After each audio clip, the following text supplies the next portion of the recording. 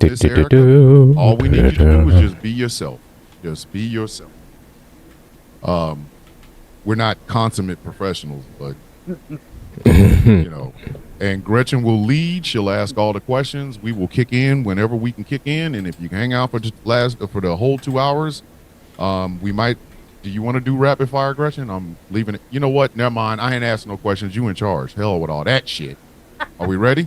Here we go. Well, Gilbert's not, but we're going to go anyway. All right. Here we go. Well, hello, everybody. It's my turn tonight. Welcome to The Villain's View. It is Sunday night, 9 p.m. Eastern Time. And as always, we are the villains. My name is Gretchen. I am your hostess with the mostest this evening. Tonight and going forward, I'm just Gretchen. No titles, no fun stuff.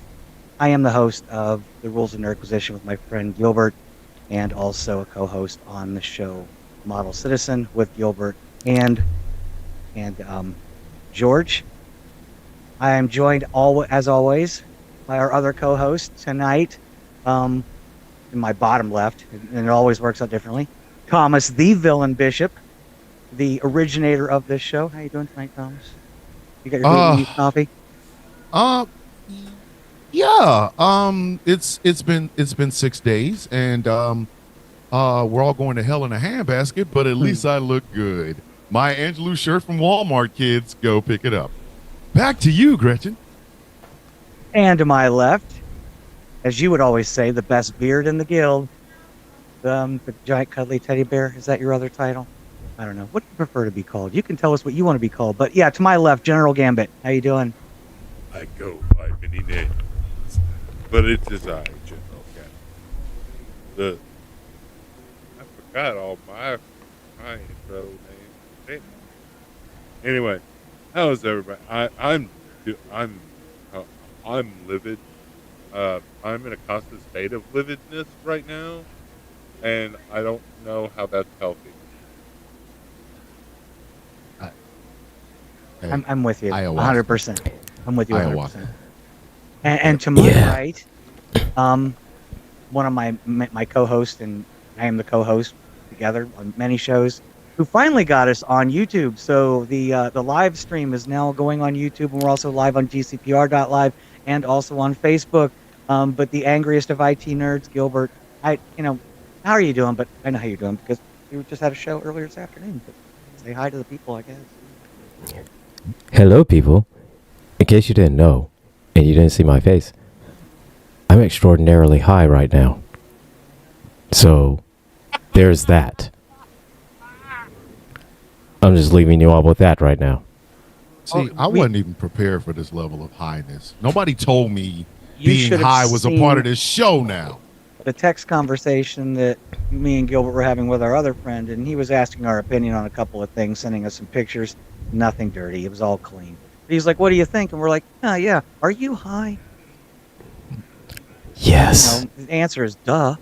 Of course. Yeah. But anyway, tonight we do have a special guest. Her name is Erica Coakley. Angry Mama over on TikTok. Is that right? Is that where we can find you? Is that your primary source of social media? I'm also on Facebook. As my name, Erica Coakley on Facebook. I am just now starting to teeter-totter with YouTube. So it's Angry Mama 3 or at I Am My Own Story on YouTube. Shit. Okay. And speaking of that, that was too cool.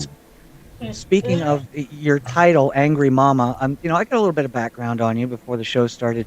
You were on the Board of Education in Charleston County. Is that in South Carolina? Is that correct? That is correct. The School Board of Trustees. Right. And you ran for re-election, and something happened with that.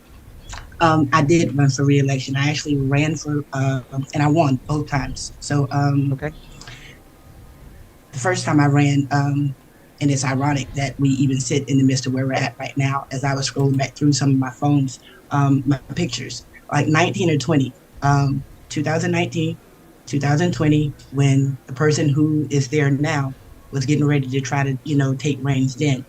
And so as an activist, I actually remember doing something what was called the Nasty Woman's campaign.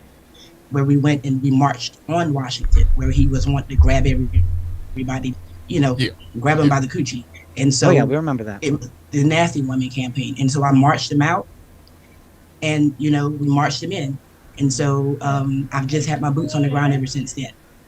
So You've been Nice. at this for a minute.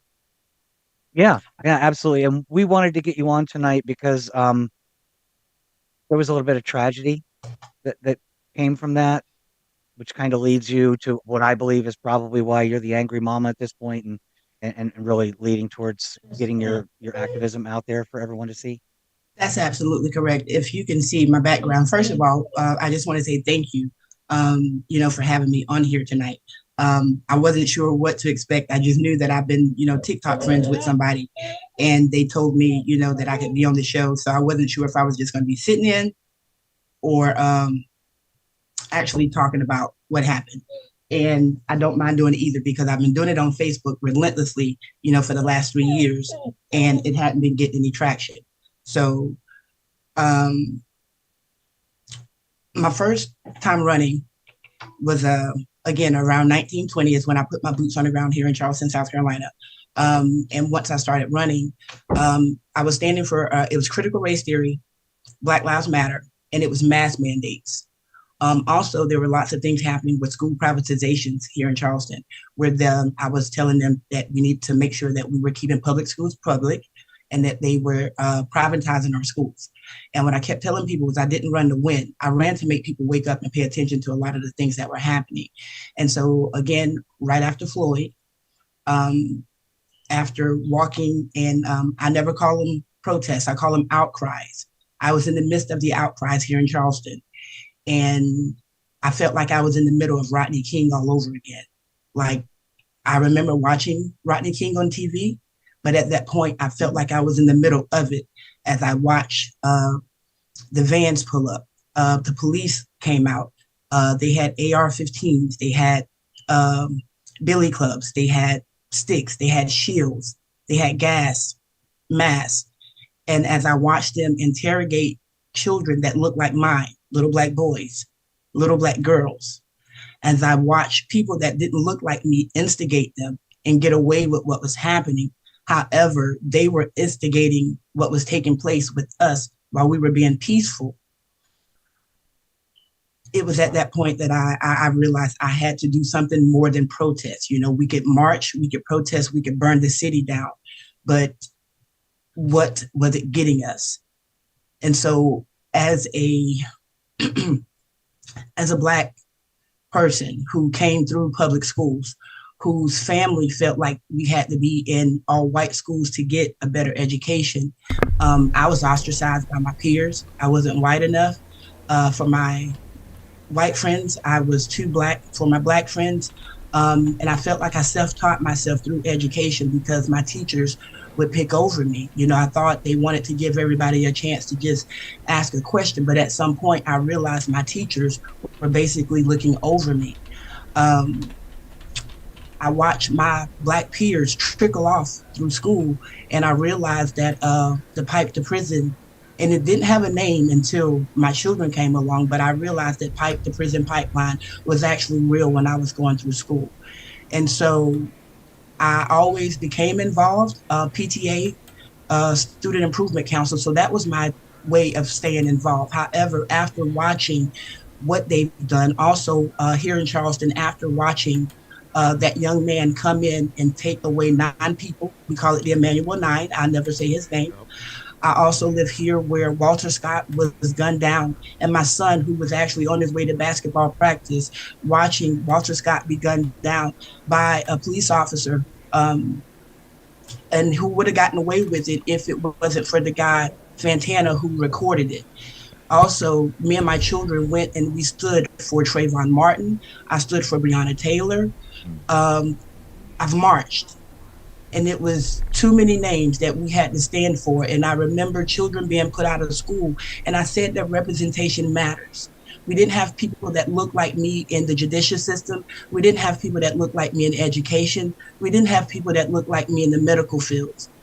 And so at that point, I realized that, and I told them that you had already politicized healthcare, you politicized us getting homes, you have politicized every aspect of our lives, and I wanted them to keep politics out of school. And that's what was happening at that point. And after I began to protest in March, and I organized. I didn't just march. I began to organize. I organized for Black Lives. I organized for women's marches. I organized for disability. So I organized across the board. But during that time of us organizing, I also had a chance to sit down with local political officials. I also had a chance to sit down and meet with people that were in office, as well as police officials. And I remember after George Floyd, right after the meeting, or after well, they call it a protest, but after that outcry, and when they came down and they pulled those AR-15s, it was a permitted protest, and we had about 15 minutes left to continue doing what we were doing. And when I saw the SWAT vans pull up 15 minutes before it was time for us to, done peacefully protesting, and they began to instigate, it was at that moment that I decided that I had to do something else. So we had meetings with local police officials. And within the meetings with those local police officials, church members, and other people, it was at that moment that, first of all, they kept talking about the riots and what we were doing. And we realized that they were more upset about the rioting than what actually got us to the place that we were at. And I was heartbroken. And I told them, you could change, you could tear down the statues, you could take down the flags. But the only thing that we keep asking you is to please stop killing our children. And when their faces were unmoved, I remember getting up and walking out and leaving most of my activist friends because I was disgusted, absolutely disgusted. And, just fired up, and I just had to figure out what else I could do. But I also realized that in that moment that I was sitting face to face with white supremacy that was sitting in roles of being policemen, in roles of being district attorneys, in roles of being local politicians, in roles of being tokenized pastors and community activists that looked like me. I first and foremost, Black man or Black woman, I appreciate everything that you did. Everything. Because we needed voices like yours. When Walter Scott happened, I was in the Army, so I wanted to protest but couldn't. I had literally almost got an Article 15 for what happened with Trayvon Martin and George Zimmerman. So to know that you have boots on the ground, I greatly 100% appreciate that. Mm-hmm. And that's what that sign signifies. You done made this mama angry. I normally, first of all, I stopped watching television. I lost my oldest brother to gun violence. It's been 11 years. And so my boots went on the ground even harder in activism, local activism, things of that nature. So I've been out there. When I rolled over one morning, it was a friend of mine that posted what had happened to George Floyd. And I normally don't look, but because again, I stopped looking at TV, I stopped looking at the news. Facebook became like local news because real people like me are telling real stories, and it's not getting wished-washed or being biased by the media like some of us have learned for it to be, right? And so I looked, and if I'm not mistaken, I think it was around May, and my son, his birthday is in May. And so it resonated with me so bad that when I looked at that video, to hear him cry for his mother, that's what You Done Made This Mama Angry was about, because every mother heard him cry. Yeah.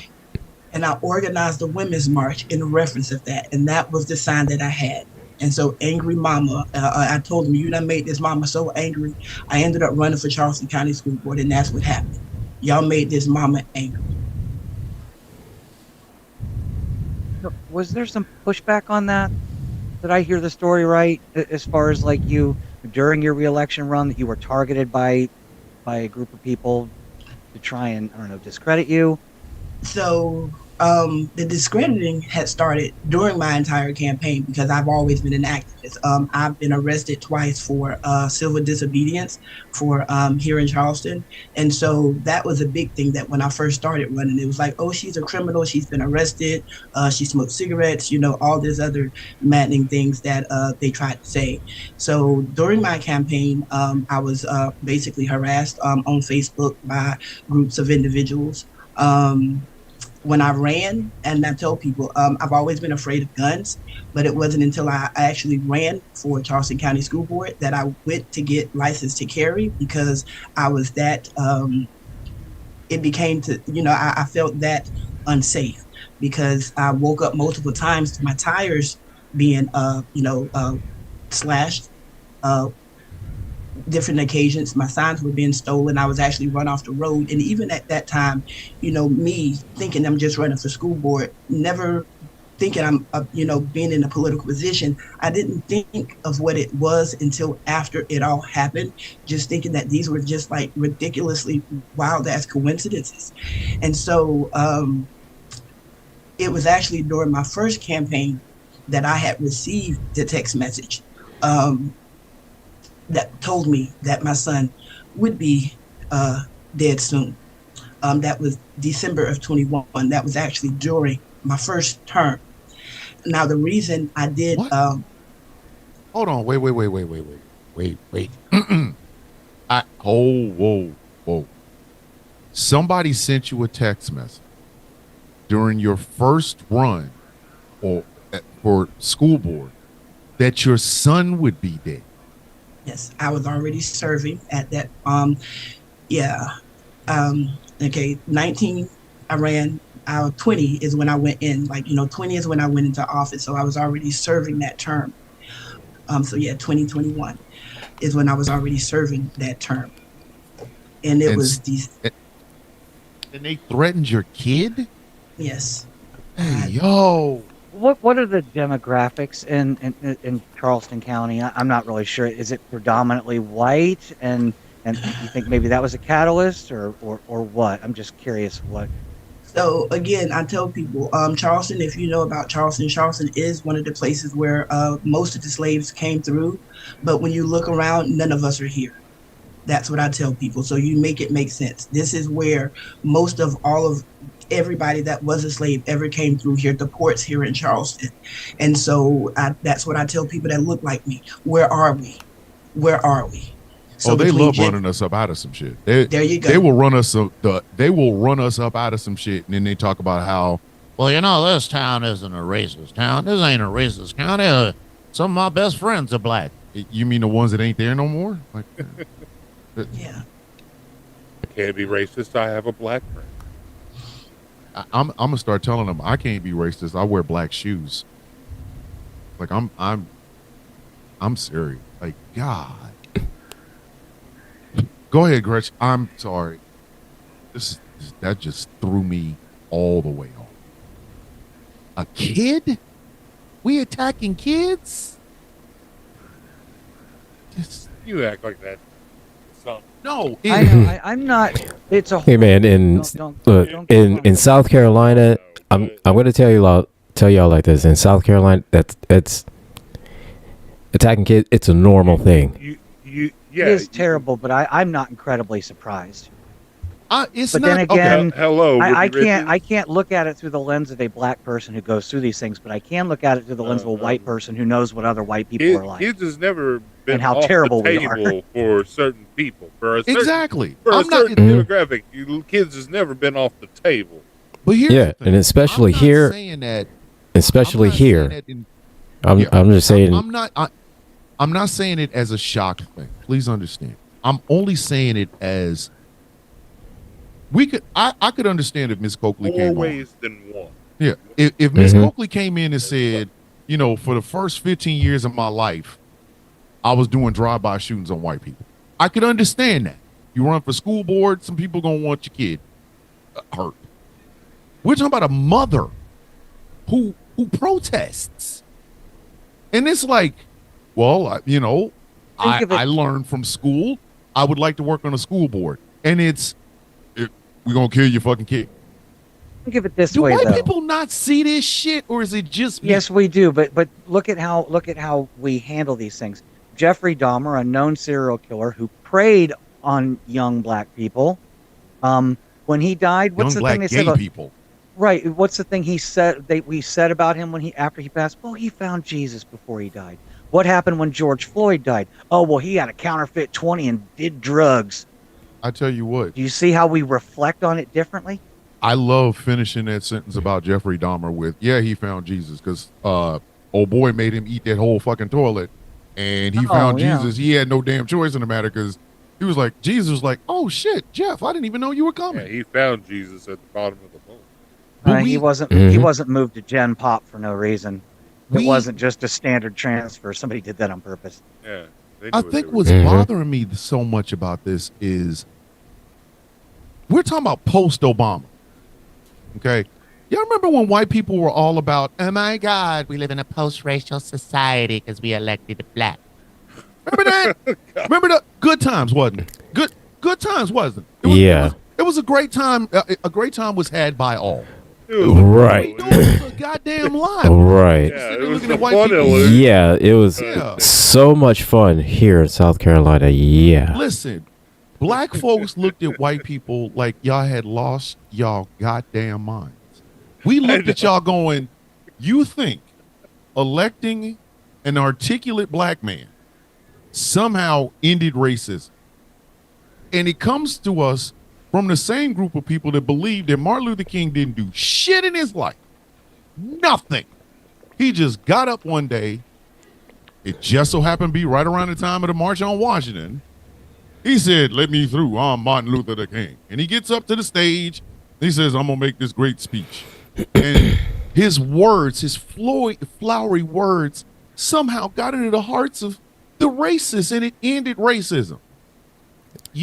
Thomas, these are the And I same. always like to finish that story with, and where is he now again? So look, these are the same people that believe there are chemicals that they put in the water to make gay frogs. Freaking frog's gay. These are the same people who believe that there are chemicals in the water that turn frogs gay. Let that sit in your soul for a second. I have, and I had let it free of my soul, and then you brought the shit the fuck back. Now I'm sitting here thinking about frogs and cabaret. Anyway, Miss Coakley, you were targeted by Moms for Liberty, weren't you? I was. And so I tell people, okay, when I tell my story, I can't pinpoint, I can't say, but I'm just going to say I tell my story the way it happened, and I need people to make sense of what really happened, if that makes any sense. You absolutely do not have to give us dates and times. We are not that sort of a talk show. We know if you give us the meat, we don't give a fuck about the seasoning. Just give us the meat. We are And we'll fully take it aware from of the there. human condition of memory. Yeah, because everybody on this panel, in one way, shape, form, or fashion, has had to deal with a level of fuckery and jackassery from the less enlightened but more vocal and heavily armed crowd. Okay. Gretchen gets it as a trans woman. Angry myself get it as black men. Gambit gets it as a poor man. So we don't believe me. This is not an interrogation. You can give us the juicy meat and we'll take care of the rest. No, I didn't mean it in that manner. I just meant, it's like I've been saying it so long, and when you say it to some people, they just look at you like you're crazy. Like, I've been told that you just need to grieve, that your anger is just misdirected, but I keep telling people I just need y'all to make sense, right? I got a text message that told me, your son is dead soon, Merry Christmas. And my son goes into the hospital the day after Christmas. and my son is in the hospital for 21 days, and my son dies of a heart attack. My son is 23. Daquan Bamberg. My son was 23 years old. My son had no heart problems whatsoever. Um, and after it's taken place, so yeah, I put my name on the ballot a second time because I thought that what had happened with having a text message, I'm thinking, hey, as a elected official, they have to do something about this, right? And so I tried to utilize that platform to get some help. And so I did not campaign the second time because I think that was it was still right around COVID. So it was still kind of just the way it was the last time. But I put my name on the ballot, but I didn't campaign. I didn't do what I did the first time because they weren't helping me. And so I'm like, you know what? I'm just not, I said I withdrew. I withdrew, but I didn't take my name off the paperwork in time enough, which is how I still ended up winning, but I didn't take the seat because I wasn't getting the help. And some people was like, well, you should have just kept running or you should have kept the seat. At that point, even right now, I tell people, I have no more children to sacrifice. I have no more children to sacrifice. And looking at the way things are now, realizing what has happened to my son and knowing that this was just not a coincidence, I really have no more children to sacrifice. First and foremost, I'm sorry. Our deepest condolences. Our deepest condolences. Thank you. Go ahead, Gretchen. You got this one. I want to say something about it, but it feels arbitrary as a white person to say I'm sorry. I mean, obviously, as a parent, I'm heartbroken. I worry about my children all the time. But, I say all the time, that the one thing I said, and I've told the others on this show before, I went to the liquor store a few years back.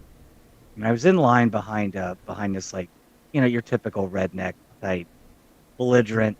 He was mad at the cashier, who was a black woman, and there was a black man behind me. Well, the guy finally left after being pissed, and I said something that I will never say again.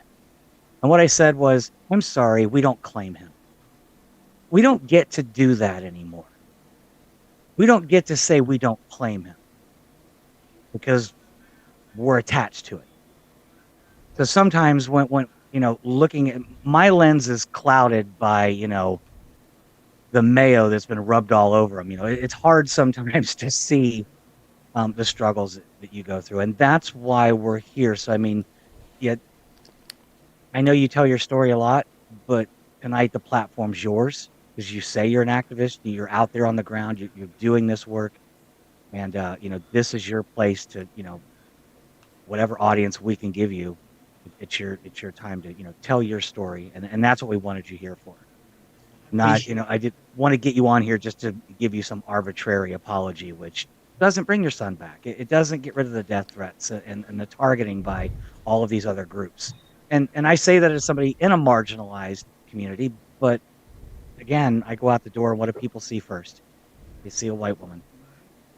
It's not until I say I'm trans that everything changes. And it shouldn't. And so after denouncing my candidacy here in Charleston, immediately that's when, like, I guess the blinders came off to me that I started to see what was happening because in Berkeley County, which is not too far off, they had a black superintendent. He had just, they had fired him. And then they started banning books. So right around the time I denounced, they took over. They basically took over the school board is what they did. So they took over here in Charleston, South Carolina. They took over in Berkeley County. They fired the superintendent. And then I continued to follow the school board a little bit more here in Charleston County where they took over, and I'm still following it now. So yes, they've taken over the school board here in Charleston County. They've infiltrated like local government, the local groups, and they're also in. And I tell people that they're in these judicial systems now. So they're in education. They're the teachers. They're the school counselors. They're the local politicians now. So they've infiltrated us basically. And we had a Black superintendent over Charleston County, which is the county I was at. And it's been a whole big mess. He came in, they fired him. And that's how we know that they've infiltrated Charleston County too. And so, again, it's been a big mess since they've taken over here. And not just here, they've pretty much blown up everywhere. But I've been ringing the alarm about them. And that's what I told people. And a lot of people didn't know who Moms for Liberty was. But if anybody is on this platform or I'm sure you guys probably do, but the people out there who probably hadn't, they're just the restructured group of the Daughters of Confederacy.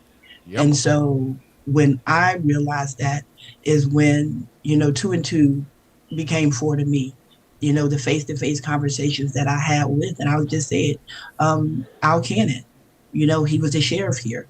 That was the sheriff that I had the face-to-face conversation with. And when I looked at him, I've never seen it, but, just looking at him, like the back of his neck just became so red as I told him what I was telling him, and his face became unmoved. Scarlett Wilson was the district attorney that I had face-to-face with at the polls. She was the district attorney over what had happened to I believe it was Walter Scott at the moment. She was the one that presided over that case here in Charleston, South Carolina. So when I realized that, I looked and I saw her, and then I saw him. And then, if nobody knows, there's a local activist that was here. And I know this is kind of off subject, but again, this is when everything started to collide, intertwine, became entangled. And light bulbs just started to go off that this was just not a coincidence what happened to my son. But his name was Moyadeen Baha. And if anybody ever saw the video clip, but he was a young man that jumped over the police barricade here in Charleston and snatched the Confederate flag. And he got arrested for it. I remember that. I remember that. That dude leaped. There wasn't no jump. His ass, he took a running there should have been a basketball team to pick his ass up. He jumped. That shit was a leap. And when one fell swoop, he grabbed the Confederate flag and brought it down at the exact same time. I was like, that brother there, that's the real MVP, goddammit. I love that man. Shit. Well, I was gonna name my kid after him, but I ain't have no more kids. He's dead. Tough. Oh, fuck. And he's been dead for quite some time. But the thing is, it wasn't an accident, and I know that too. And so, since I've been on my journey, and I call them rabbit holes and coming back out, right? When I say 19 and 20, and that's when it was Eric Gardner. It was Eric Gardner, the guy with the cigarettes, Brianna, and it was somebody else, but it was a bunch of other things. But that was when Black Lives Matter originally orchestrated. I didn't realize, I remember that. Yeah. But we were in different parts of the countries. And if you remember, there were guys, the 3 guys that, one threw they had pictures where they were out there. And when the guy threw the bomb, well, he threw it back. He threw back what the police threw at him. Mm-hmm. And it was 3 other people, Darren Seals, but they're all dead. And that, right. That is so. The fact that they were all gone, and I'm actually one of the other mothers who was an original, and I've met her. We realized that we were all activists. We were all organizers. All of this, and when you think about it, it was like, keeping us busy, but we were all organizing and doing things in different parts of the country. But we each lost children. We each lost children. Do you think you And were targeted?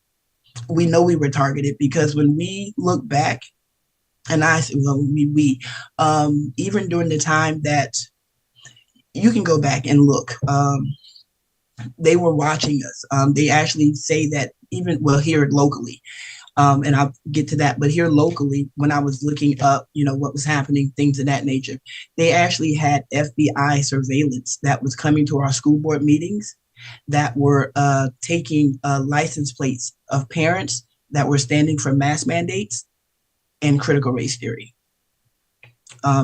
That's stuff that I actually found. Like I said, I go down the rabbit hole because I'm like, it was not a coincidence. And so then you go back to political violence, targeting women, and then you go back to targeted individuals, right? And that was something that I thought was not real. But you have a chance of becoming targeted. And what makes you, potential targets are things like activism, your political affiliates, you running for elected position, and then you winning a position. So when I looked at that, my jaw dropped to the floor because I said I damn near topped the fucking list. Excuse me. Like I literally topped the list to be a targeted individual. And I don't know how many people are aware of things of that nature to know that targeted individuals, you can Google it, it is actually real. COINTELPRO, it was brought up under Hoover, was what they took out MLK and infiltrated the Black Panthers with. And it was supposed to be something that was dismantled, but Black activism, Black activist something. It was something else that when I Googled it, after looking up what happened to Moya, Black activist extremists, that's what it was. So this was around, if you Google Black activist extremists, this was around 20, 21, 19, 22. This was around the same time that all of us were out there doing activism. So they took COINTELPRO and they changed the name to Black Activist Extremism. And yes, we were still being targeted, whether it was by our emails, our telephones, our Facebook pages. Because even here locally, while we were still protesting, and that's why we were protesting. Again, after what happened to Emmanuel 9, there's a group of people that would go down to the Battery and they would wave a Confederate flag every Sunday. And it's like only within blocks away from Emmanuel 9. And we felt like that was a big disgrace. And so we would go down and we would counter protest. And so our counter protesting, when we were counter protest, it was basically like we were showing them, we were getting the pushback as peaceful protesters, but they were the antagonizers. And so it got to a point where we had to get permits to protest. The police were out there. They would badger us. We had to stand on the sidewalks. They gave us times that we had to leave. And then we had to start to get permits. And so if you look at everything that's changed as far as peaceful, organized protests now, all of that stuff has changed because of a lot of what we were doing even then locally. God. So they just basically treated you guys like they didn't treat the January 6th people. They did not. They did not. I'm sorry. Was I not supposed to say that? Was I? No, you're supposed to say that because it's going to get worse. I mean, for a long time, like what Eric is saying, for a long time, a lot of people didn't know it existed because they changed their names. They kind of went in the shadows, and then Trump comes along, and they get emboldened to do these things. You see people like, the Blood Brothers or whatever, that Blood Tribe, Nazi Blood Tribe, marching through middle of like very liberal queer cities, stuff like that. In the year leading up to the election here, there was that Bruce Zukowski, that sheriff in like Northwest Ohio that went on public record as saying target the addresses, or at least write down the addresses of anybody with a Harris sign in their front yard. They're not even hiding it now. And now that he's in office, it's just outright. Yeah, the fucking Patriot Front coming up escalator. And I would, you know what? I'm gonna say something that might cause our cancellation on this radio station. Oh, that's right. I know the boss. I guarantee you, if somebody had met them Patriot Front dudes with axe handles, not the whole axe, you ain't got to put the Sharpie pointy thing. No, just the axe handle. Just the axe handle. And started cracking their ass upside their fucking head up, but guarantee that escalator trip would have been hilarious. You catch that first one coming up off them escalators and clow, and then watch the rest of them go, oh shit, there's a Negro up there with an axe handle and blah, blah, blah. Like I watched Jolly Good Ginger trying to interview one of the guys with his, or one of their supporters that didn't have a mask on, and he was trying to talk to them, and I was like thinking, you know, the amount of restraint that man has right now is more than I have. Because I would be, if I didn't have anything to beat the living hell out of at least one or two of them, get accent. I would be trolling the hell out of him. But that's the thing. But he was legit trying to have a conversation with me. Fuck that. I got a conversation. I got a conversation for him. I got a conversation for him. You're wearing a tan face covering. I have a tan axe handle. Clock out. Because apparently, in this day and age, if you were standing for the rights of the collective, you're standing for the rights of children and not just white children. If you're standing for the rights of black women, if you're standing for the rights of the LGBTQI plus whatever, holding up a sign and wearing a pussy hat is not doing it. But if you bring your ass out there in those nice little sunny clothes, you can wear a pussy hat. Just get an axe handle. Get a fucking axe handle and carry it wherever you go. And when you see a Patriot Front motherfucker marching his stupid ass down the street, catch that straggler. That's all you gotta do. You might not be fast enough to catch the guy at the front, but you'll catch that straggler. That last one with that stupid ass with holding on to the flag, block out. One time. Oh, see, we have very different definitions on what you were referring to as pussy hat. I thought you were talking about the Patriot Front mask. No. See, that was what he's I was talking about, like the Woman's March where they had hat. like all the pussy hat with the mask on, and see, all you can see is the eyes because they're too much of a coward to show their fucking face. Not everybody can do the axe handle approach though. I know, and you may be braver than doing it. You may be braver. Well, okay, you're crazy. Yeah, but you know, even when you saying on the radio.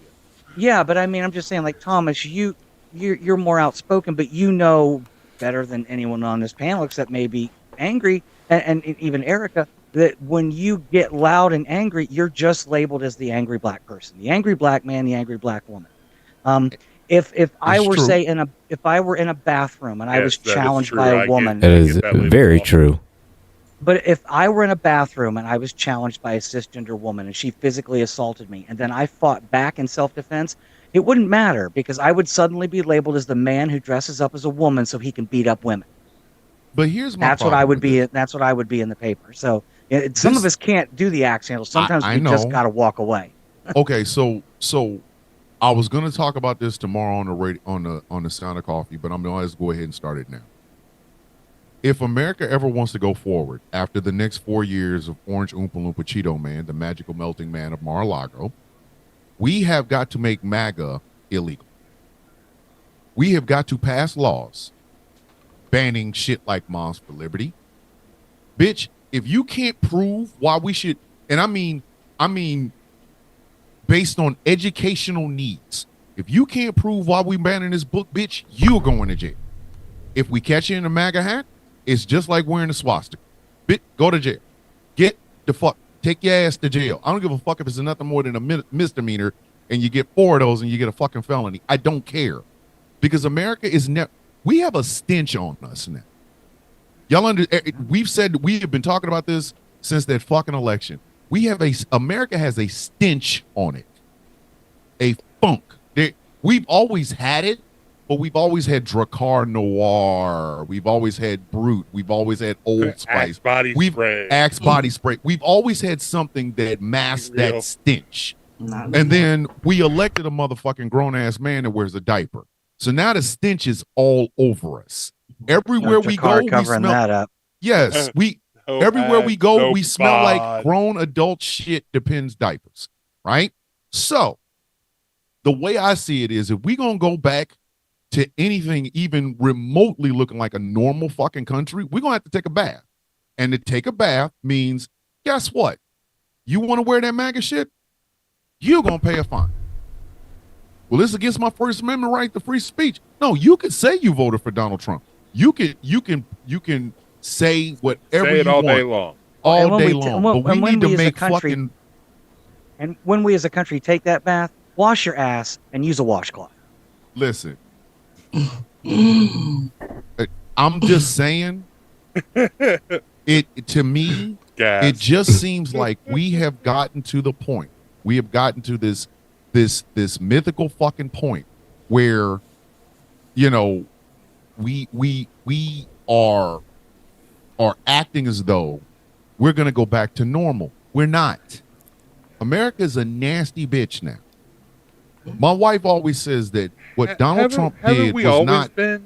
We nasty bitch, yes, but not this blatant. We're a nasty dumb bitch now. We are a nasty dumb bitch now. Okay, it's one thing to smell bad and know it, and then say, "Hey, I'm gonna take a bath in the sink. I'll wash my balls in the sink or something." Business in the streets, partying. Exactly. Now we stink and we don't give a fuck. The fact that we have activists that cannot protest, which is something the First Amendment covers, because Florida passed a law that said you can run over protesters.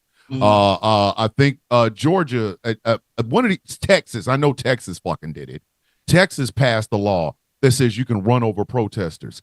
I guarantee you, if I drove my ass up on a damn curb after I seen them blood tribe or blood fucks or whatever the hell their name is, and just accidentally knock their ass the fuck off, they'd be trying to put me in jail because they like that type of protest. You wouldn't get the same considerations. Fuck no.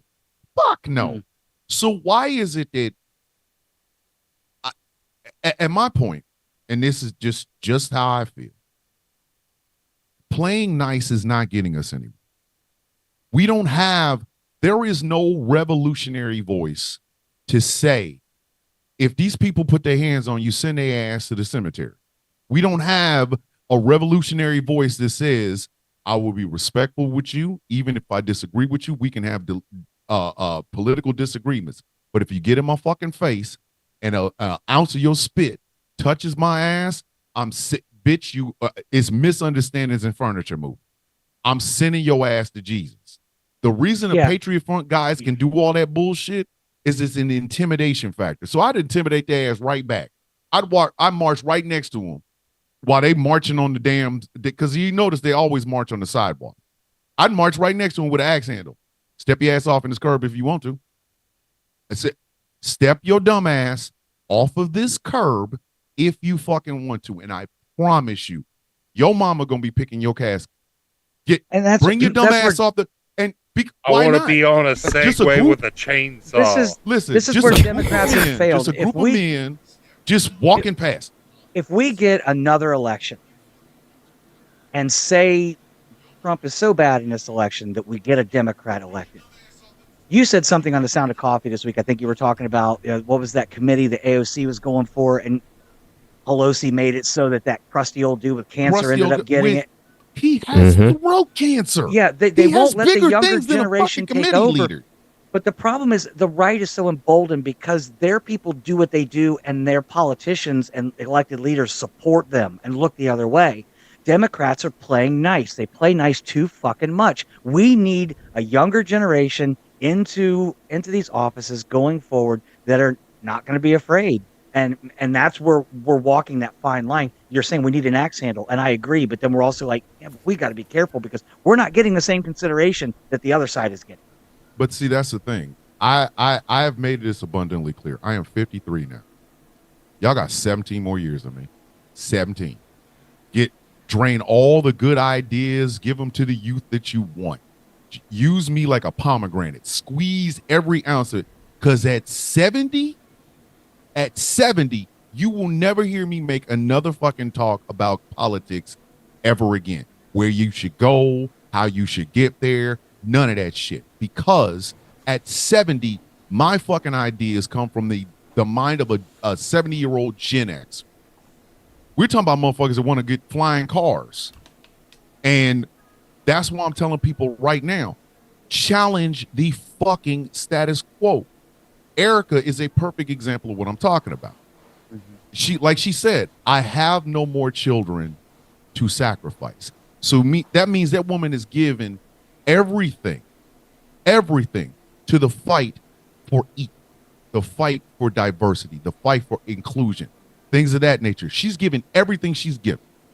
So if some young person wants somebody to look up to, Erica Copeland. Stop looking. I don't care if famous people vote anymore. I don't. The Democrats cannot fool me with another Beyonce concert. Fuck a Beyonce. No disrespect. I'm glad she's making her paper.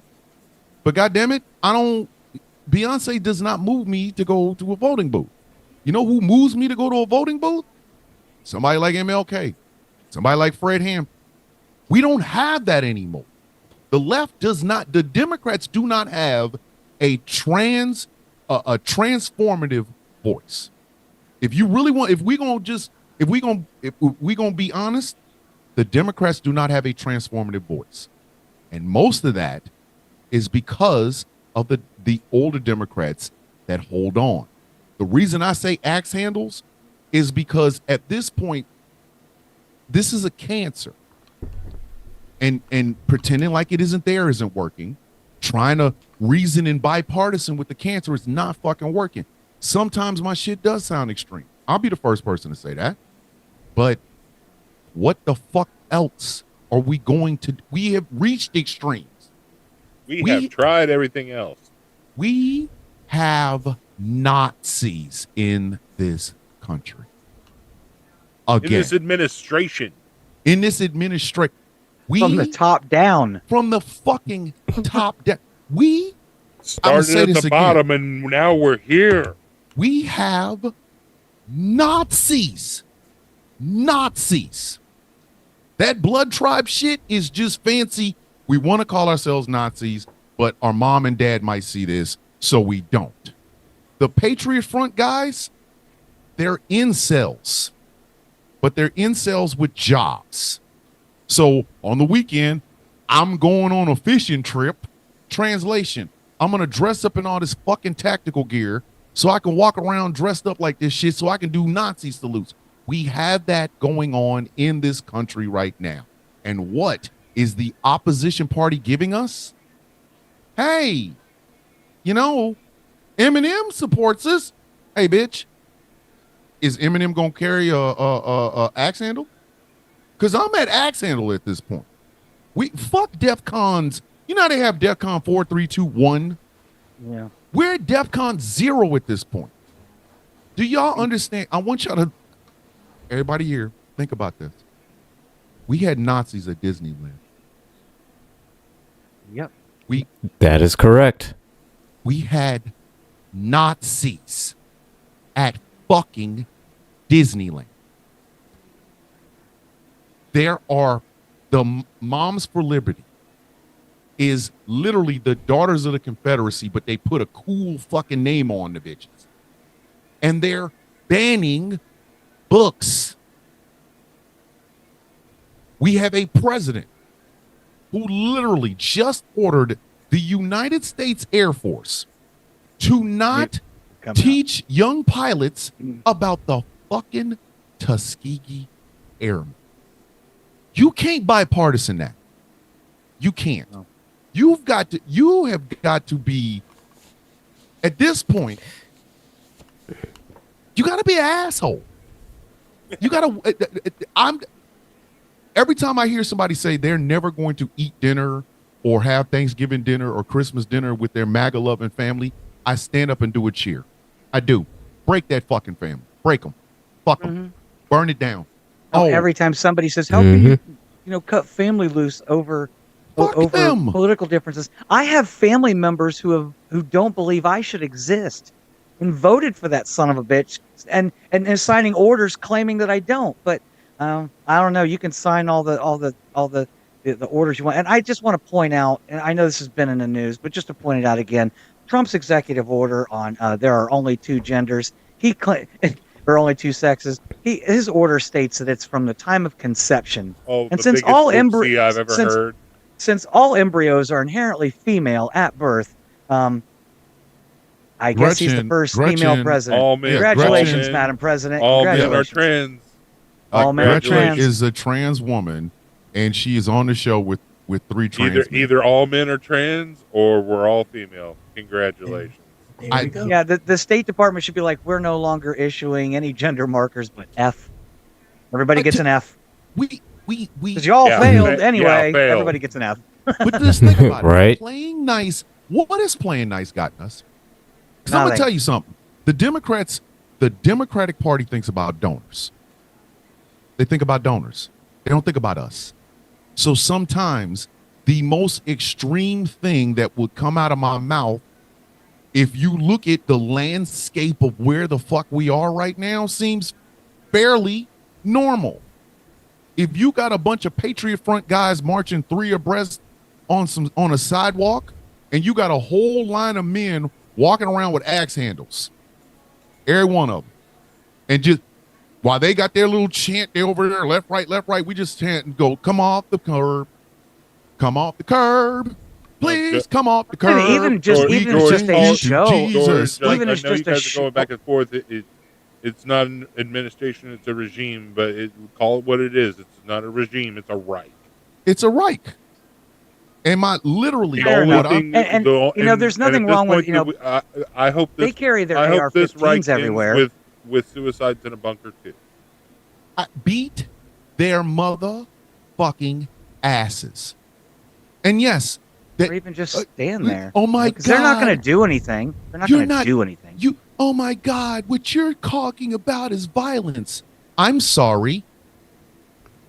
Well, we we're will talking about text somebody- a lot of things. We're talking about a lot of things, but Well, my solution is to throw them in the wood chipper. It is the Yeah, Top we of gotta the hour. reset Fair the enough. show there, boss lady. But it is the end of the top of the hour, 10 p.m. This is the Villains View, airing live on GCPR.live, streaming on YouTube and on Facebook.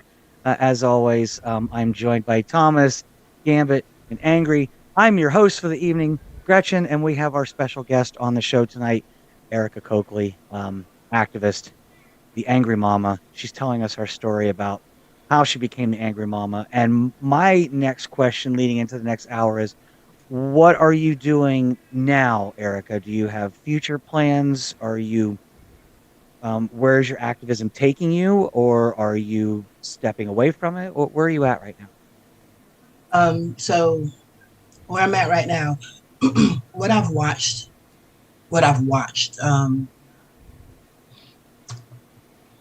over the last 4 years up until now, right? I had to decompress before I made any statements or made any posts on it, because I took the attacks on Vice President Kamala personal, from every angle. I took them personal. Her attacks may not have been to the extent of what I felt like I endured, but I do feel like what I went through was maybe the beginning of what took place, and it went under the radar. And so when I see what happened to her publicly, again, I took it personally. I'm still taking it personally. I don't feel safe in my community. I haven't felt safe in my community. Um, so I could just say, and that's what I've said, people like me, as well as the other mother, and that's what I told her this morning. I could very well feel like I could throw my hat in the ring. And that's what I've said, that, you know what, you chose this. This is where we're at, that this is not my fault. This is not our fault. Because, I've been saying certain things. So these next few years, as well as the last year, I was taking time to, I call it rest, reset, and reload. Mm-hmm. My activism may have been, if it hasn't just been about my son, but I do think I've still been kind of doing activist work, is what somebody told me, because I still kind of post things to let people be aware of when it comes to the school board, when it comes to what Mom for Liberty is doing publicly, in the public eye. I have not been out there because I still don't feel safe within the community locally. And I hope that makes sense. And so I do it from within my home. I go to TikTok, where I can reach people that are beyond where I am locally, to realize that there are people that are not sheeple, and that they realize that what I went through is something that actually, has happened. And so my activism goes there, and I keep trying to spread, and so raise awareness, as well as raise funds right now, because my family and I have been, struggling to get help, get the word out, get support. And so it's left me mentally, physically, financially, emotionally exhausted, to where I am basically trying to concentrate on me, but also still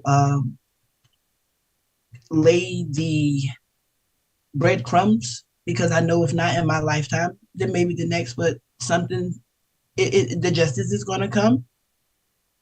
The justice is going to come. And so again, I had to rest, reset, and reload, to back away from the people who thought that, oh, you're just crazy, or to back away from the people who don't believe that this government can do or could possibly have done anything like that. So I'm putting those feelers out there beyond where I'm at. So activism, politically wise, no, I'm not in the ring. Do I ever think or reconsider doing something like that again? Not at the moment. But I will encourage, and that's what I would do, because I heard you, I would encourage, let people know that activism doesn't have to be directly boots on the ground, that you could do it from anywhere. And if there was anybody else that I could encourage to do it, I would also let people know too, that once we encourage, like you said, the younger group of generation, I'll tell people, we can't just go out there and tell people to vote. We can't just go out there and tell people who to vote for. That sometimes we have to do something stupid, like put your name on the ballot, like I did. Like everybody just needs to go out there and just start running for these positions, everybody. And then we need to start finding people to get behind these people that are running. And then we need to get a group of people to protect, protect, protect, protect these people that are possibly running or put into these positions. So that's where I'm at right now.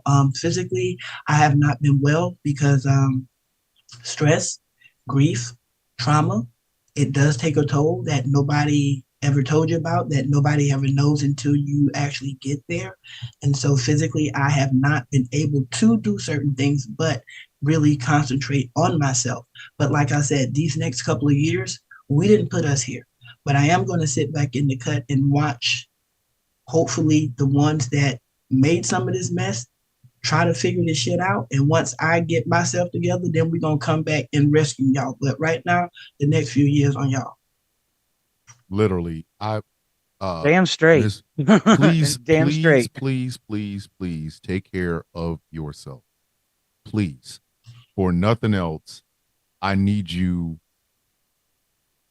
No victory can be done if you are 100% into activism and not anywhere near for yourself. So first and foremost, please take care of your mental health. please take care of your mental health. I didn't think it was a troll comment at first. So it looks like they were booted now, and I'm grateful for that. I But I do booted want both to. of them. Fuck them. Okay, I booted good. them both. And I I'm just gonna tell you want something. to. I just want to address one comment though, because I mean it is important because I've had to deal with this too. Telling someone who doesn't feel safe where they are, why don't you just leave? That is privileged ass bullshit right there. Because The I motherfucker had the can't. nerve he had the nerve to say, "Why don't she address the neighborhood she lives in?" Hey, white people, white people, look at me. Another white man can off your ass tonight, bitch. You ain't safe in your goddamn neighborhood. They could off your kids tomorrow in school. Literally, your husband could fucking come home after losing money betting on the Bills or the fucking Commanders. Come home and murder everybody in the goddamn house. So I'm gonna need you to keep take the bass out of your fucking voice when it comes to black folks in our fucking neighborhoods. Because some of y'all got the same thing. And can I address that? Real quick, I just want to say we're seeing this in the trans community too. Oh, you don't feel safe in a red state? Why don't you just move to a blue one? Who's all got? I mean, not everyone has the means to do that. But please address that, Eric. So in reference to the neighborhood thing, and it's funny that anybody would probably try to make that statement in reference to my neighborhood, because first of all, I live in actually in the community I'm in. I'm actually surrounded by more white people than I am black people. First of all, secondly, where I'm located is what I've been stressing to people where we are, because of the way that they continue to gentrify and draw these lines.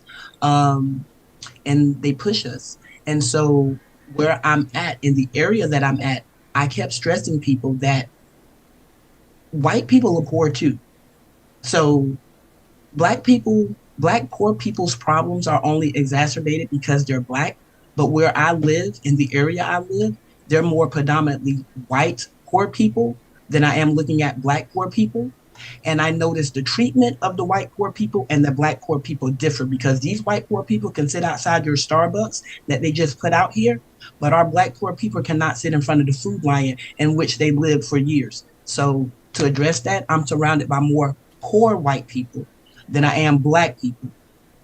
That is one of those arguments that, and so that's why I don't feel safe. That's why I don't feel safe. I'm more afraid of poor white people than I am of poor black people. I'll tell you that much, because hungry and poor and afraid black people don't go out and take out schools and take out buildings and everybody around. So and that's why if I'm standing next to a black trans woman, who do you think is more at risk? It's not me. She is. It's not me. She is. And that's the thing.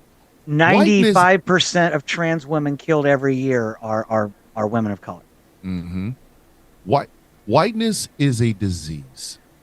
I'm sorry. I get it. Oh, Thomas, don't say that. You shouldn't say. I'm sorry. Not offending. Whiteness is a fucking disease. It's called whitebetes. Yes, whitebetes. It really is. It is a goddamn disease. And until white folks let that bullshit go, we are never getting anything. It might be fucking recognized fixed. in the DSM-5. I'm not sure. It is. It always comes down to that.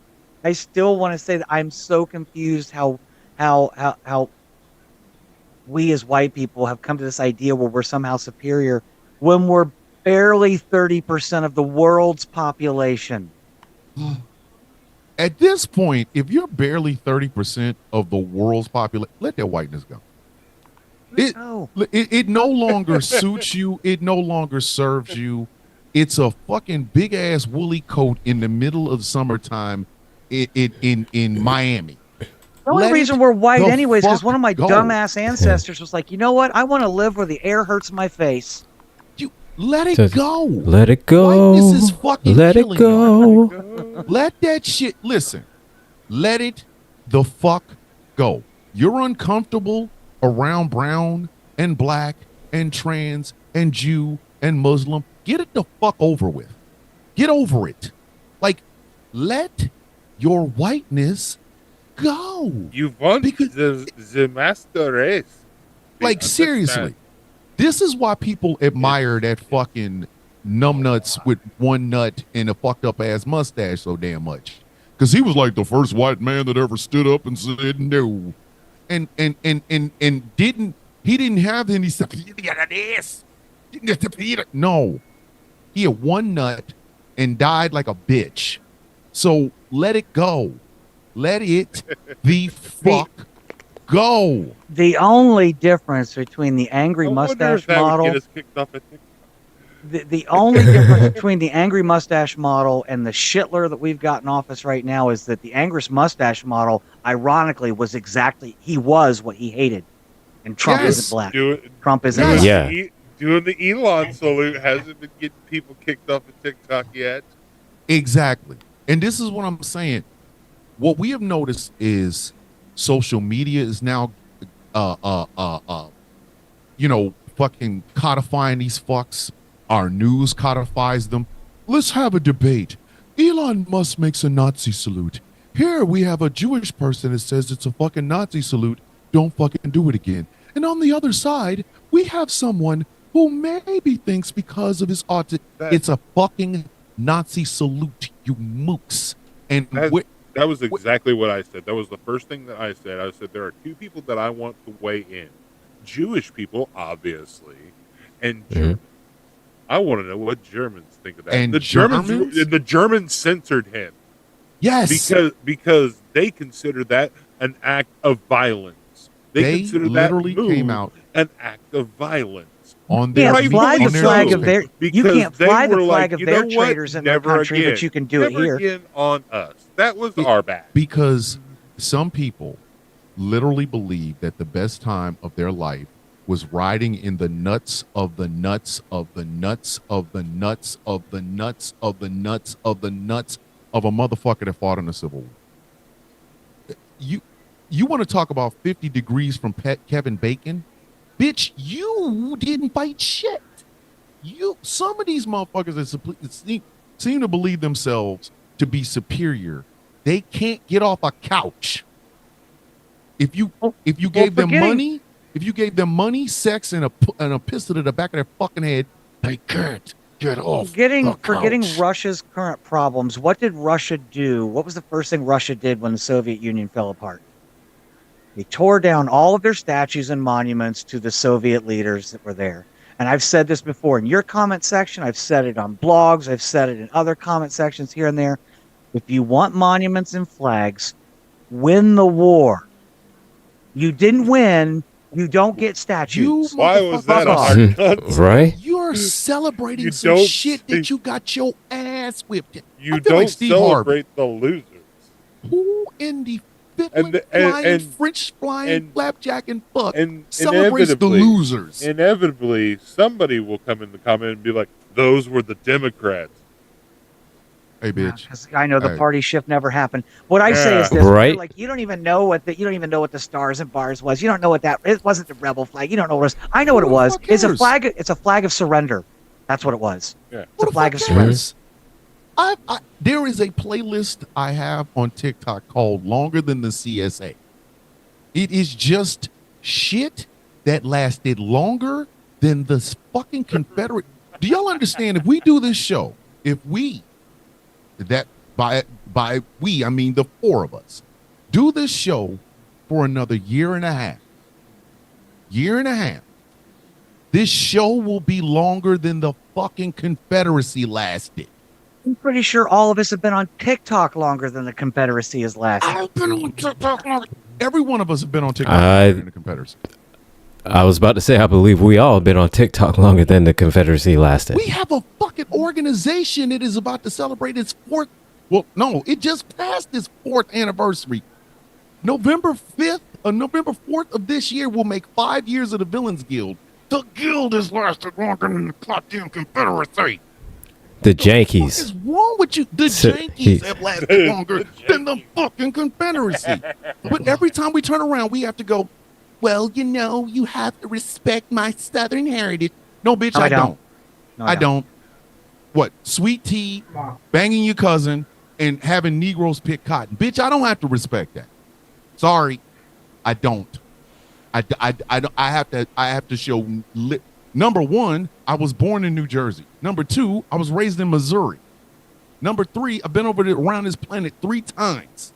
The fuck I look like celebrating the losers or some shit in a place I wasn't born at. Man, if you don't get the you don't kiss 3/5 of my melanated, I say it emancipated all the black time. ass, the fuck I outta say it all here. the time. I'm And- a descendant of a long, proud line of rednecks that have no reason to be proud about it. And I can say I will say confidently and honestly, as a resident of the South, born and raised, fuck you.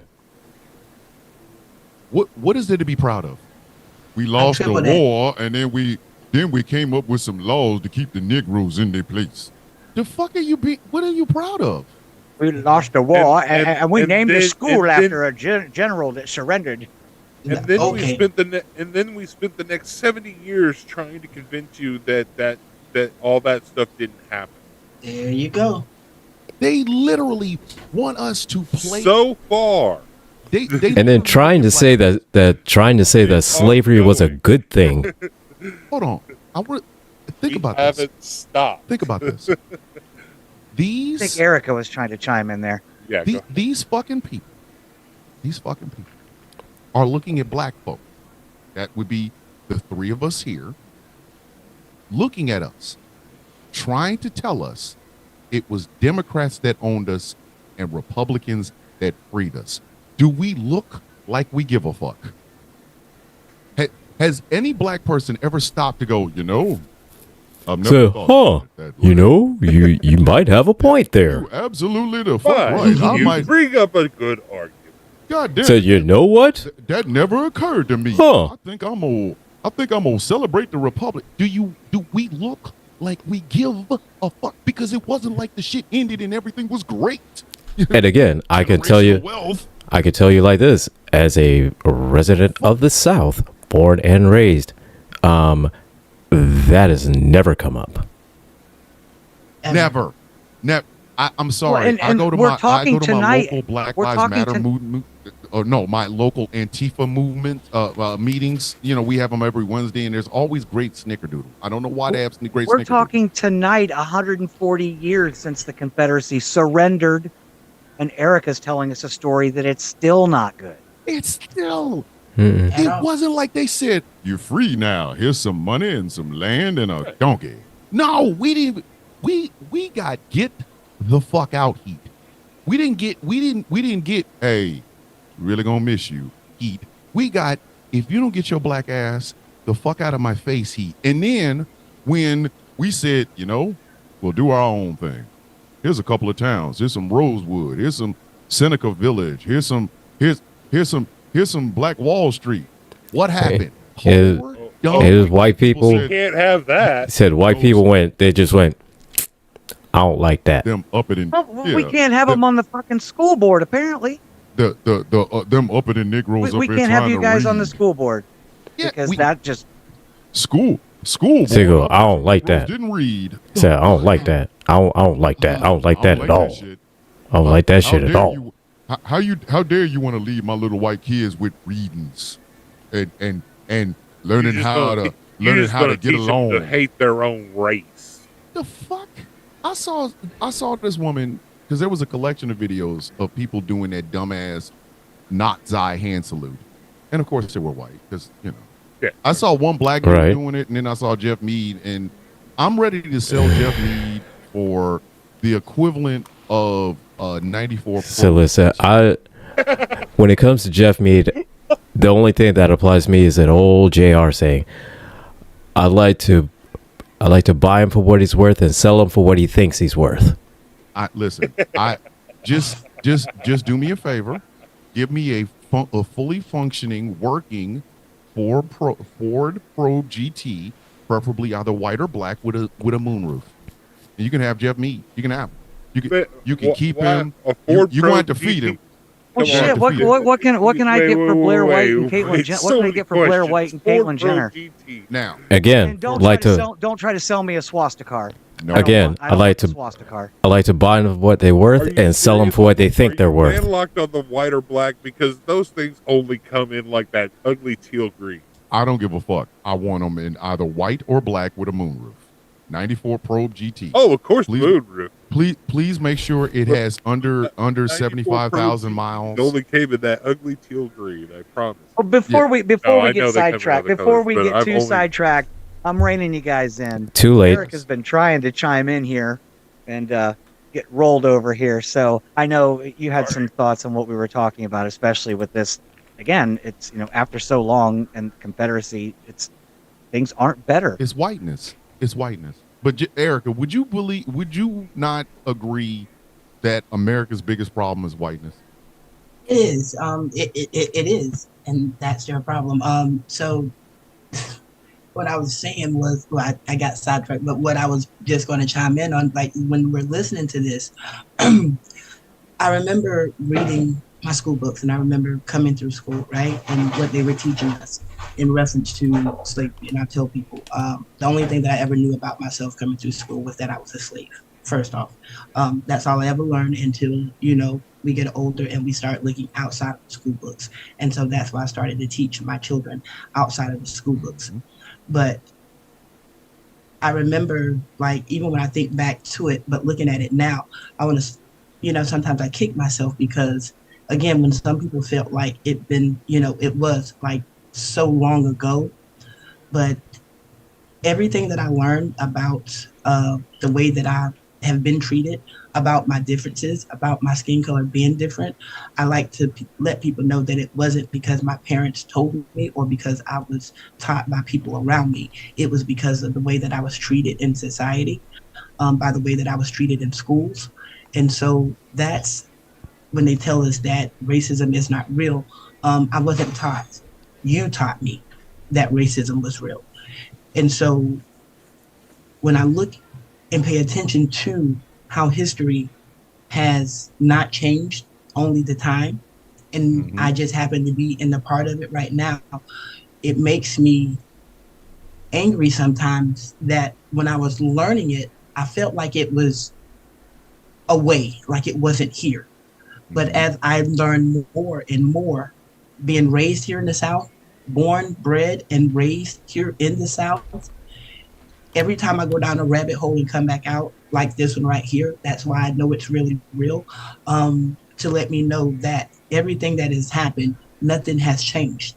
They've only masked it. They've made it, palatable to some people. They've just switched it up to where some people don't understand it and that we didn't see it.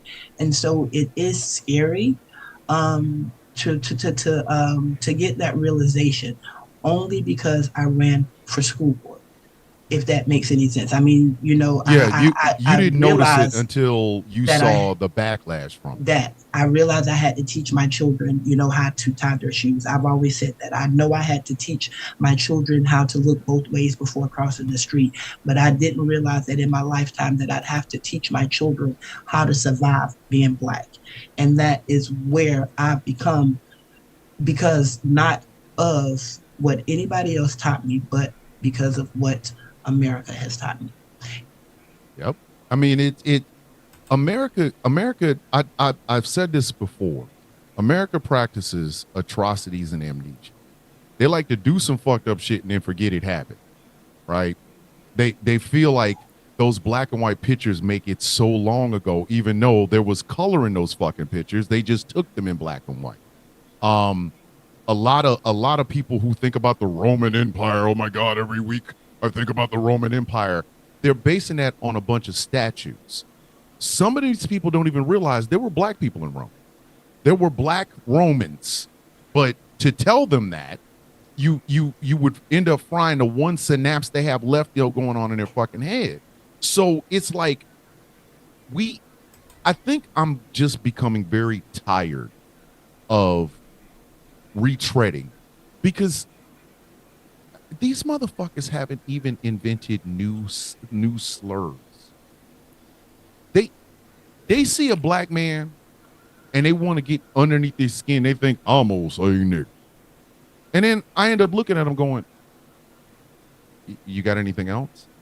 I mean, could you put some more sauce on that? Like, the reason they go after the trans community so hard is because number one, I think they all want to sleep with a trans. Sorry, not sorry, don't give a fuck. But secondly, it's something new, it's fresh, it's shiny. Ooh, I can misgender this person. These are the motherfuckers that will sit up and tell you, I don't like pronouns. Bitch, It's because men are obsessed with dick, and they know that they can do it with a trans woman and not have to tell anybody about it. Just come out the fucking closet. Just admit you like dick. And I hate to break it to you, Just not every say trans woman it. has one. It just come out the again. My dating profiles are always filled up with white, conservative, mediocre men. Most of the time, they're jump married. on top of the back of them and plow their ass like a snow plow in a Minnesota I've said winter. it before. I hate to say it again. I hate to be crude. I'm not going to top you. We have to keep dragging. I told y'all they're driftwood people. You can do no one has ever came out on a video or an audio clip or on a television show and said, I built this luxurious 5-bedroom, 4-bathroom wooden cabin out of driftwood. This shit ain't never fucking happened. Driftwood is just that. It drifts. You see the driftwood in the front of your house? Tomorrow with a strong gust of wind is in front of your fucking neighbor's house. Driftwood carries no weight. It serves no purpose. But we have driftwood human beings in the fucking United States. And for some reason, because, oh my God, the First Amendment, we got to listen to them. I don't give a fuck if you have done nothing in your life besides learn how to use Velcro. I don't care. Stop talking. When you hear white people talking about, I'm proud to be white, what have you accomplished in your life? Well, we won World War II. Bitch, you didn't win shit. You were riding in the nuts of your grandfather, okay? Your great-grandfather. Your grandfather and your father weren't even thought about when World War II happened. Bitch, you didn't win shit. Well, we didn't do a goddamn thing. That's what, as a military vet, the most annoying thing that happens is when I see them jackasses in that goddamn tactical gear and OCP pattern bullshit. It is nails on a chalkboard up my ass. I'm so serious. It is, you get a chalkboard, scratch nails on it, and while you're doing it, shove it up my ass. I hate that shit. Hate it. Because I always want to ask them, so where'd you serve? Well, I was and then I want to smack the shit out of them. Like, I want to just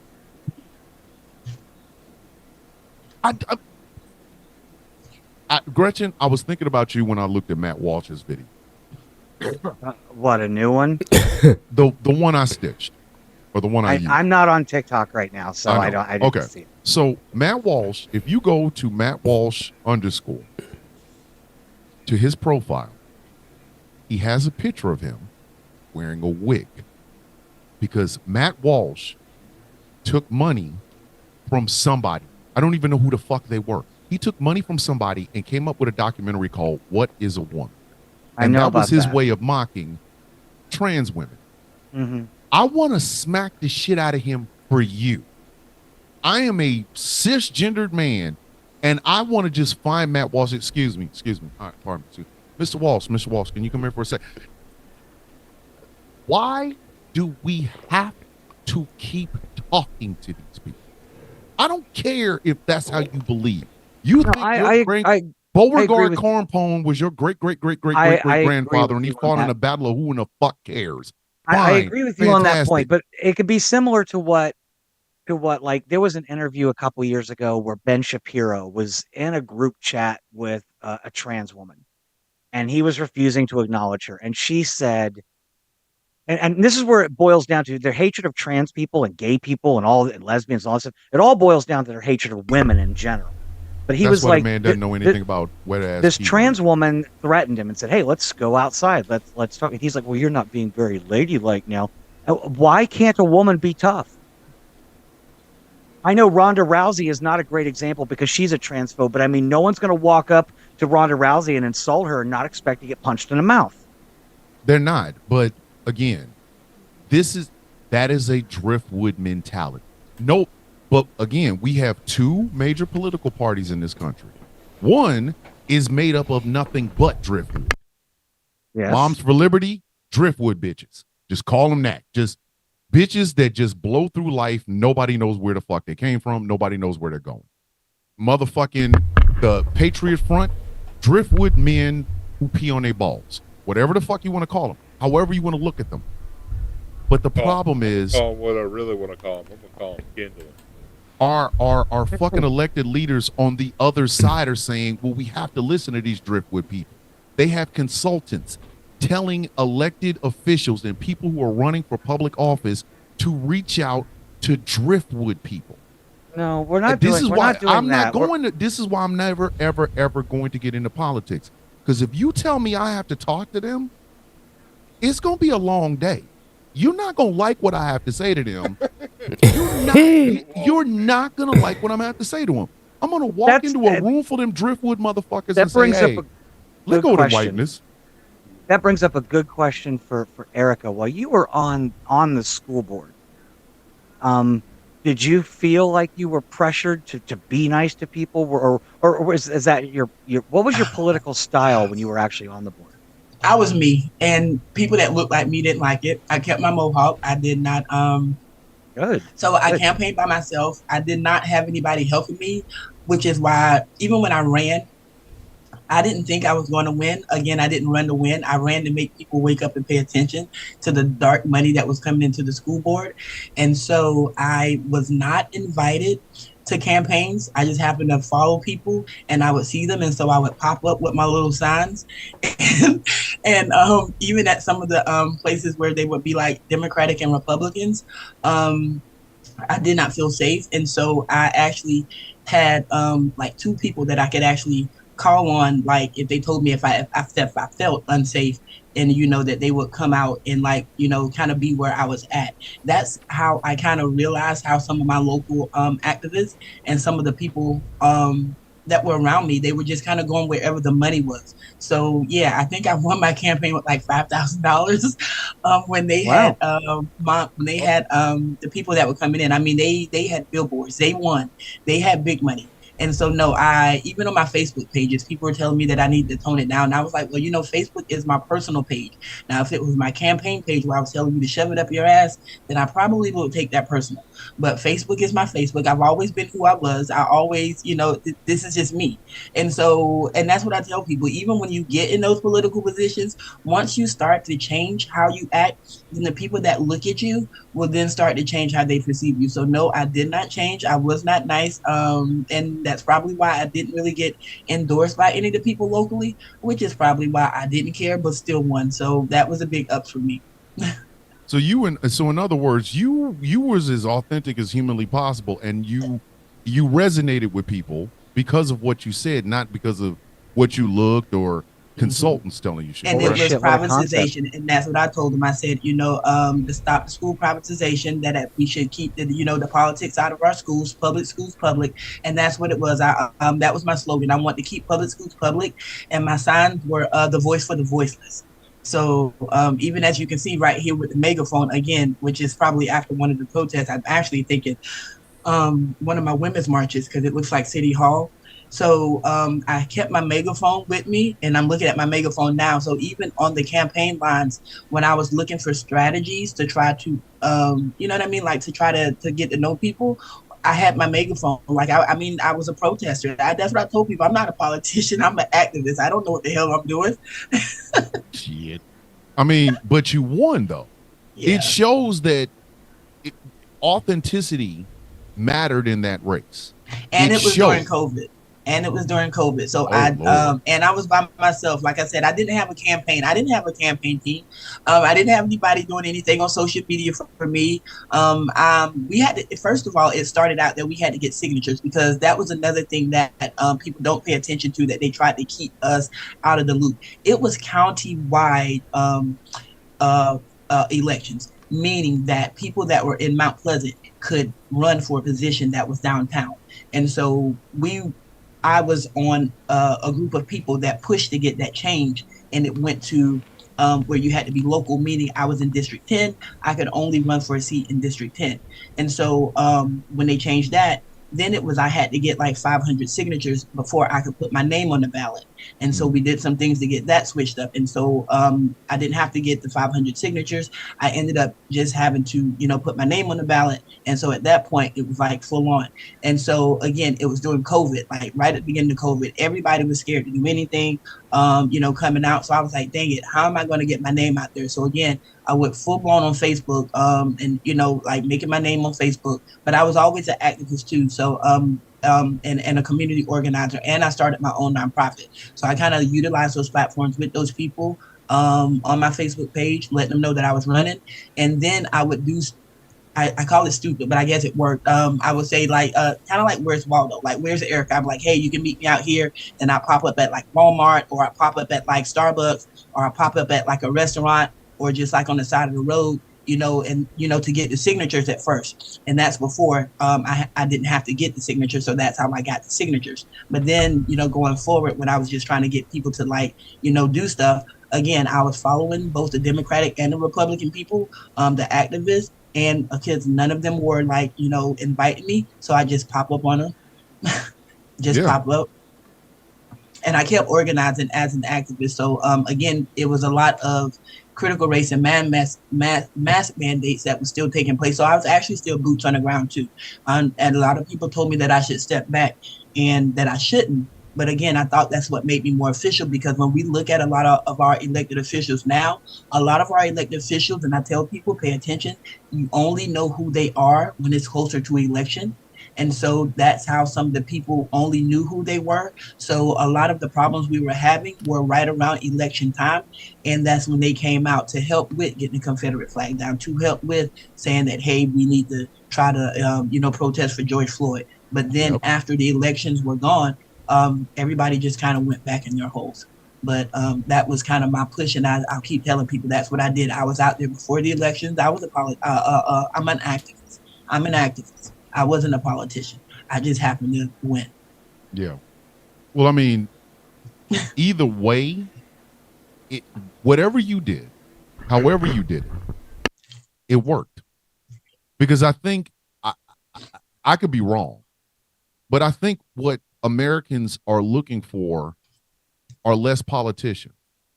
As much as he is the worst shit that has ever happened to American history since pumpkin spice latte became a thing, Donald Trump appeals to dumbass because he pretends to be, I'm not a politician. You don't win the biggest office in the land twice and still get a chance to say that. You don't. So what you did, Erica, was flip the script on him. You really weren't a politician. You were like, oh man, I'm an activist. I don't know nothing about this shit. But I'm kicking ass and taking names. But I think sometimes we have to do that. We got to do that more. I'm still trying to convince Gretchen to run for office. She won't do it. Not right now, no. Why the fuck not? And I'll address that in final thoughts. But I mean, I still think it's a good way to do it, and Erica did it the right way. I mean, one thing to remember, and to address a comment in the YouTube chat, because one of our regular viewers, Chuckles, is talking about how he looked into it and couldn't do the seminars and stuff because they were during the day when he's sleeping from work, and you're mad at Dems. But you can still go to runforSomething.net and sign up, and you can find the local races and then approach them your own way, like Erica did. Maybe as an activist, do it yourself. You don't have to go through their seminars and do it yourselves. I mean, it helps to learn how to do it. No. But you can still do it on your own. And a lot of these races, especially local, many of them are uncontested. I literally had a ballot in November during the presidential election where I voted for the president. Then they had one for senator, and the rest of them were unopposed fucking seats. Like, it's so much of a thing now that I've actually started to put together the framework for my own political party. And the only reason I'm even doing that is because I know people are tired of this. They're tired of one side tearing up everything that we all supposedly stand for, and the other side keep telling us, well, we got to do bipartisanship, kid. Come on, kid. We got to do some bipartisan. We got to bipartisan your asses over there and talk to these people. Like, fuck you. Or we get outright traitors like John Fetterman. Fuck Fetterman. Night Oh, fuck Fetterman. long. Fuck Fetterman. Fuck that guy. His Fuck fuck that guy. Fetterman in his beard. Fuck Fetterman in his sweatshirt. What do you got against beard? Fuck Fetterman in it. It's not your beard, not my beard, it's not Angry Beard. It's just John Fetterman's beard. Fuck his beard. Just fuck him. Fuck him all around. You're Fuck him on right in his beard hoodie. notice here. I'm just saying. Fuck him in his hoodie. Okay, there you go. It takes absolutely nothing. If people want to see change, the first thing we got to do is be as passionate about our politics as we are about TikTok or love and hip hop. Who in the fuck cares? Or the Kendrick Drake beat. We have to be as passionate. Especially social media, because a term we haven't heard a lot recently. It did kick up in probably in the 2015, 2016 era, was slacktivism. Was going on to Facebook and stuff, and you can talk all day on social media, but if all you're doing is punching it on your phone, set your phone down, and then you go watch TV or play video games, you're not being an activist for anything. And here's the thing. Here's a confession. I practice slacktivism. We all have. And the only reason, but I will tell you exactly why. Because for 12 years, I had a job that did not allow me to be an activist. Well, I was a sergeant, a staff sergeant in the United States Army. You can go to a protest, but not in your uniform. You can vote. You just don't have to have any paraphernalia, which I know for a fact somebody broke, because the day that Trump won in 2016, somebody came to the fucking base with a goddamn Trump flag the size of American flag on the back of his truck. So despite the First Amendment, there are always rules to our free speech. And I'll say this as gently as I can. What was it, a month or two ago? My boss was assassinated. And the next day we got an email that said, "Do not talk about this."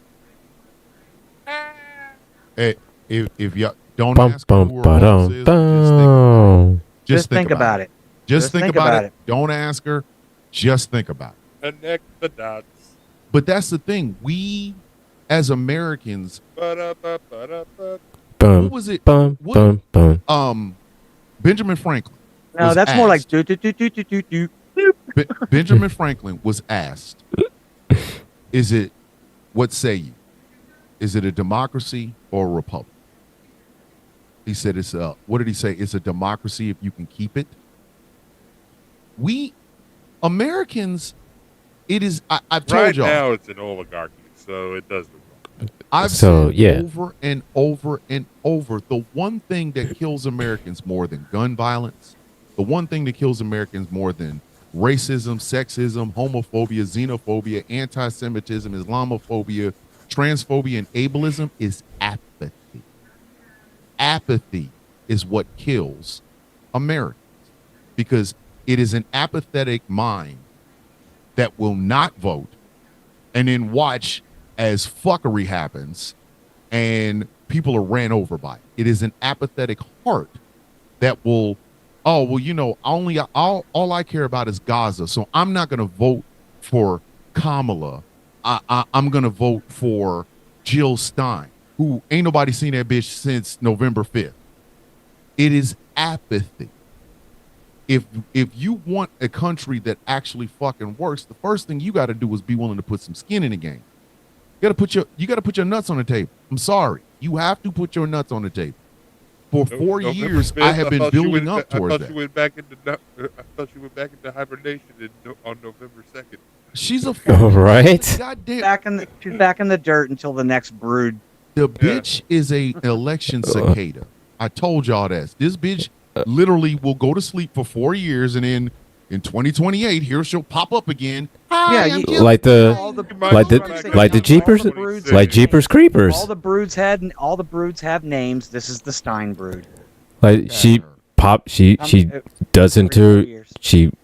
goes back into a little cocoon like the Jeepers Creepers thing, and it pops We back won't hear up. from the bitch until 2028. Yeah. Instead of every she brings 27 back- years, it's just every 4 for her. When she does pop the fuck back up, if people aren't collectively telling her to sit her punk ass the fuck down and shut the fuck up, everybody ain't learned nothing. This is our country, ours. The beautiful thing about this show is that it is 4 unique, dynamic human beings that try to entertain, we try to educate, we try to get you angry, and we try to get you focused every fucking week, not counting holidays, right? I don't live Gambit's life. Gambit doesn't live my life. Gretchen doesn't live Angry's life. Angry doesn't live my life, and so on and so forth. So it is 4 unique personalities that try to tell you these are the things that you should be concerned about. We do it funny sometimes. Sometimes we do it angrily, whatever. But it is still us being passionate about these things. Why the fuck is it that the 4 of us can do this every week, but the rest of America can't? What the fuck kind of shit is that? Y'all not having these you mean to tell me y'all ain't having these conversations at home? The shit with Elon Musk throwing up the Nazi salute. I know every Jewish house in America was like, what the fuck just happened? But why wasn't that in every single house? A black house, a brown house, a native and indigenous house. Everybody going, hey, yo, what the fuck did he just do? Because of apathy. People don't give a fuck until it's time for them to give a fuck because it's something that concerns them. My issue has always been apathy. I have not liked the apathy in America since the fucking 2000s. I have not liked it. I still don't like it. And it's the one thing that is killing us slowly. And people like Erica, who are both an activist and an elected official, she's had to deal with the slings and arrows of our apathy. The reason she can say that she's not safe in her own neighborhood is because of apathy. She should have been protected. School board. She should have been protected. We are the board in charge of what your children learn and how they learn. But no. And nobody gave a fuck. Come on, man. You can't. One day, I'm going to lose it. One day I'm going to grab a megaphone. I'm going to stand on a road someplace, and I'm just going to talk about American apathy. I'm surprised you haven't done it now, but I mean, I haven't lost my goddamn mind yet. But but you still cover these important things on Sound of Coffee every morning. Too, I do. But here's the thing, Gretchen. We are 6 days in. Mm-hmm. This motherfucker is picking fights with anybody he fucking can. He doesn't have to. The revenge tour hasn't even started yet. We're fucking 6 days in. We still got 3 years and 363 more days. What is it? Fucking 60 fucking something more days of this shit. Yeah. It just started. And look at all this. We have ICE raids. I know this is a big subject. This is a huge subject. We are coming towards the end of the show, so I want to make sure everybody gets a chance to say their final part. What we do every week, Erica, is something called Final Thoughts. We're going to go around the board and give everybody a chance to say their final piece before the show ends here in about 10 or 12 minutes. So as our guest, I'm going to turn the mic over to you and give us your final thoughts tonight. First of all, I just want to say thank you very much for having me here, and I appreciate the space. Everything that you guys were just talking about kind of sums up everything when in terms of me not feeling safe, me running for this right here. I need people to understand why this hits so much closer to home for me. As a melanated woman, as a Black woman growing up, and like I told you, it wasn't anything that my parents taught me. It's the way I was treated that allowed me to see the differences. And so as I struggled to make sure that even through school, they gave me a half a book, I surpassed it. They gave me half an education, I still surpassed it. And I did the same thing for my children. Every window of opportunity, it felt like that they opened, I closed to make sure that my children, that my son did not become another Black statistic. And even in the midst of this, for me standing up for the things that you don't think I deserve even now, I take this as a I got your moment. Because even though I stood, even though I pushed him, even though everything that you gave me, every little of, I took it and I still surpassed. But in the end, you still took away something that I fought to keep you from taking away. Absolutely. And we certainly appreciate you coming on the show tonight. We know it's been a bit of a hassle going back and forth, trying to communicate stuff like that. Everybody's busy, but again, thank you for coming on. Next up, Gambit, throw it at us. Oh, love the background. There he goes. Here he goes. Viva la something. You said it Viva last la time. Maquis. Yeah. That's the Maquis symbol. Well, Erica, being the first one to do the final thoughts of the group here, I get the honor of thanking you for coming on and telling us or sharing your story and honoring us with your presence. Thank you very much. I know we were all educated and all had something to input here. So I just wanted to tell a little bit of a story about myself real quick. Defiant to what Thomas said earlier, my grandfather and my grandmother both served in World War II. They met in World War II. My grandfather was infantry and my grandmother was a secretary because women couldn't serve on the front lines in World War II. But they could enlist and serve. And that's where they met. They met, fell in love, and had 2 kids. My uncle, who served in the Air Force, and my father, who chose not to serve. But military has been in my blood for a long time.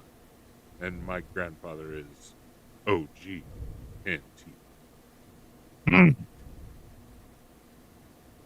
And now we have elected Nazis into power. If this wasn't personal before, which it was for me a long time ago. But this is generational.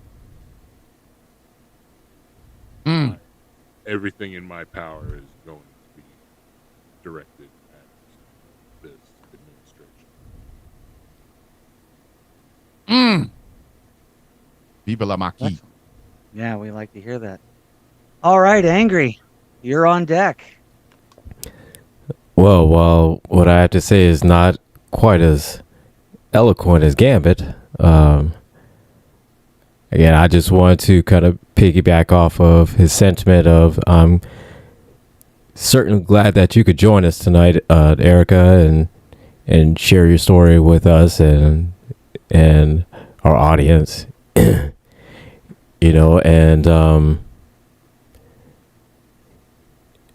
yeah, I without a shadow of doubt, I wholeheartedly do appreciate you taking the time and just coming here, talking with us, and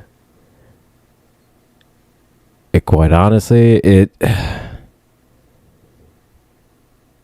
what you experienced should never have happened to anyone. It shouldn't. But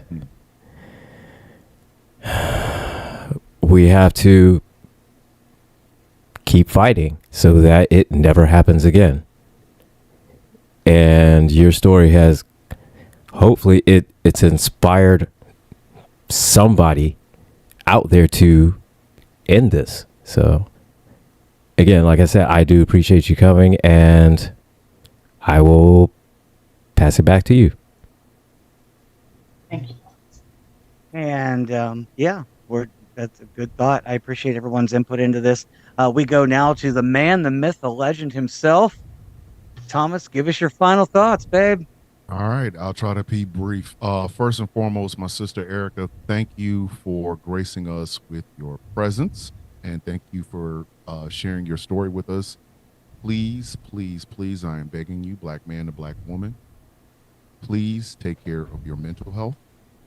Please take care of your physical health, because in the fight ahead, we are going to need you more than you even realize. So, first off, thank you, and please take care of yourself.